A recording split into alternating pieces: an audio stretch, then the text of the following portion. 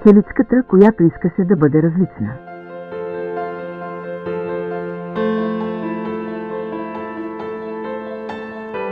В едно бръмчесто кошерче, разположено на ръба на красива поляна, живееше една млада пчела на име Бела.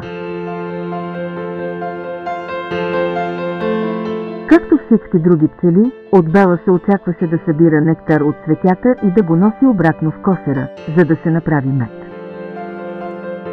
Всеки ден всички пчели следваха една и съща рутина, летяха до цветята, събираха нектар и се връщаха в кошера. Но Бела искаше да прави нещо различно.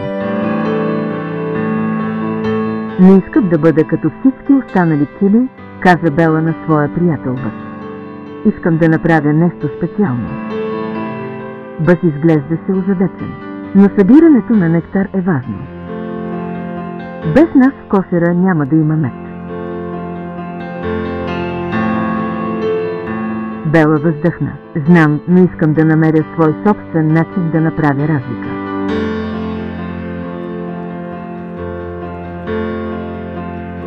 Но където и да търсеше, не можеше да намери нещо, което да и кратко се струва достатъчно специално. Един ден, докато Бела се разхождаше из поляната, забеляза, че някои от цветята изглеждат тъжни. Листенцата им бяха повехнали, а около тях имаше по-малко пчели. И така, вместо да събира нектар, Бела започна да изследва поляната, търсейки нещо специално, което само тя би могла да направи. Летеше до най-високите дървета, над най-блестящите потоци и дори навлизаше дълбоко в гората. Защо другите пчели не ви посещават? Попита Бела едно от цветята.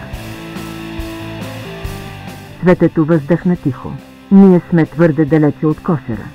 Другите пчели не идват толкова далеч и без тях не можем да съберем достатъчно нектар, за да цъфтим както трябва. Бела усети трепет в сърцето си. Тя разбра, че това е нейният шанс да направи нещо специално. Без да се замисли, тя полетя обратно към кошера и напълни малките си торбички с нектар от близките цветя.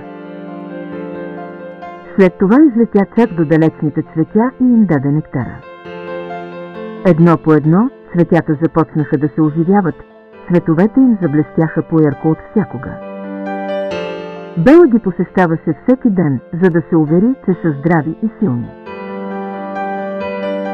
Скоро повече пчели започнаха да я следват, осъзнавайки, че далечните цветя също имат нужда от помощта им. Когато се върна в кошера, пчелата кралица извика Бела при своя трон. Ти направи нещо прекрасно, Бела. Като следваш сърцето си и помагаш на забравените, направи нашата поляна да цъфти по-красиво от всякога. Бела се усмихна, осъзнавайки, че да бъдеш различен не означава, че не можеш да помогнеш. Всъщност, като следваше своя собствен път, тя бе направила по-голяма разлика, отколкото някога си я представила. Урок понякога, правейки нещата по свой собствен начин, можем да предизвикаме нови и чудесни промени. Всеки има нещо специално, което може да предложи по свой уникален начин.